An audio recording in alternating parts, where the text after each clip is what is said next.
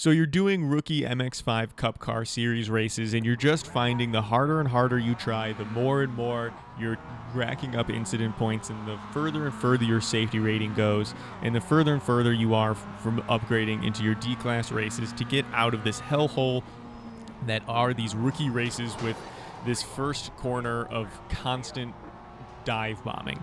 So you can see I took part of it in this first corner, and that was because I learned this race that the beginner iRacing series of rookie races are not for racing.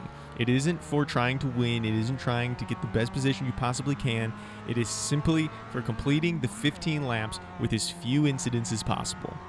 And once I got that through my brain, I started to have a much better time.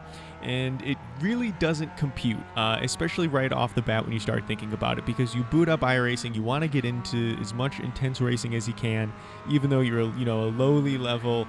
The only car you would really have access to is your MX5 Cup car, and so this is what you've got, and you want to really push it to the limit of what you can, especially before deciding to pull the trigger on more iRacing content and subscription fees.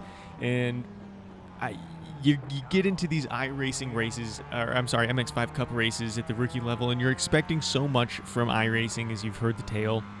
And it's really just full of these people playing bumper cars. And you can see these three guys ahead of me just bouncing off of each other, knocking each other off the course, getting upset when one person does that move to them, saying, wow, wow, wow, over and over again in the chat, and then doing it to the person in the next corner.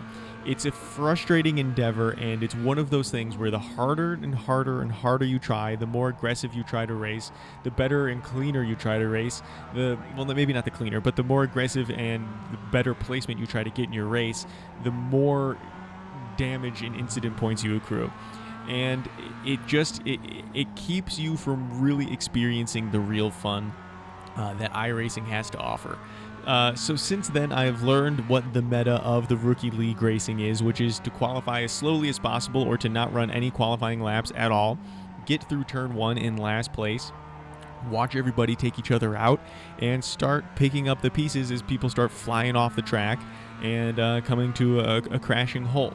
I, for a very long time, thought that there would be no way for me to be competitive starting in last place and getting up to first place. But when it comes down to these 10 people, 15 lap, a minute long races, it is definitely possible to go from last place on the first lap to first place on the last lap. It's not as hard as it sounds, but it does take some experience and some knowledge. I'm having trouble finding the right words to describe the frustration that is this experience that I'm having. You can see it on screen right now. This blue car that's behind me, we're going back and forth, back and forth, back and forth. It's actually pretty intense racing, and I'm having fun doing it. But he's going to get frustrated. He is going to get to the point where he decides he no longer wants to spend the time to get around me. He no longer wants to take the effort to cleanly get around me, and boom, he's going to hit me right there. And he just boots me out of the way and then continues to bang me out of the way until he finally gets in front of me. That's not racing. That's not fun. It isn't. It's such a. It not only is it not racing, it's poor sportsmanship, and it really just makes you realize the kind of person that you're playing with. The petulant child that can't win on their own power, that can't win following the rules, so they're taking advantage of the rookie style of racing that we're in and just pushing people out of the way under the guise of, oh, I didn't know it's rookie, or I didn't know you could do that, or whatever it is. Everybody knows you wouldn't want that done to you. Everybody knows that in the entrance of turn 1, you're looking for people not to dive bomb you, but somehow people do it over and over and over again. And I'm not talking about people making mistakes like all three of us just did here.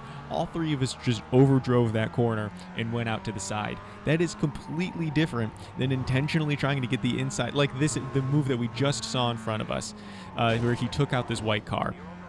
That was a completely ridiculous move that wasn't racing. You just took another person out. And, he did it to me. He did it to the car in front of me, and now we're trailing him. The smart thing to do would be to kind of stay at this distance I am and wait for him to make a mistake. But the thing that I wanted to do, the thing that made sense to me, the thing that felt like real racing, was to try to get up as close to him as possible and try to either wait for him to make a mistake or wait for an opportunity to present itself where you could fit yourself in at the first available corner. And it was a really weird race, going back and forth this whole time, because now I've accidentally taken him out. And he says, wow, wow, wow, after taking me out and the dude in front of me. So he is already driving with a vengeance. The people that he has taken out are already driving with a vengeance. This guy takes me out again in the same exact corner too. Everyone is doing the same thing of seeing, oh, I'm not going to get around unless I take them out.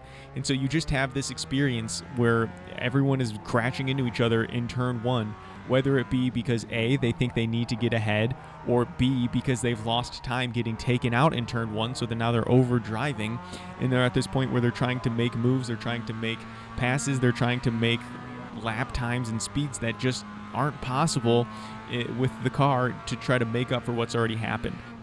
And here we are with the last lap battle for second place. I make sure to, I don't run this guy off the road. He ran himself off the road, but I did take the opportunity to make sure to take the pass at that moment. And so we're a reasonable distance in front of him. We have the position. We would have to make a pretty significant mistake for him to both get to me and around me with, the few curves we have left. But what is the one thing that he can do? He can take me out for whatever reason. And here we go. He's very far away into turn 3. He just flies in, dive bombs me, disqualifies me right at the very last corner. And this is a typical iRacing experience. And it's frustrating, but improvements are on the way. I think iRacing has more to offer than this. And so we're going to see what that is. And we'll see you in the next one.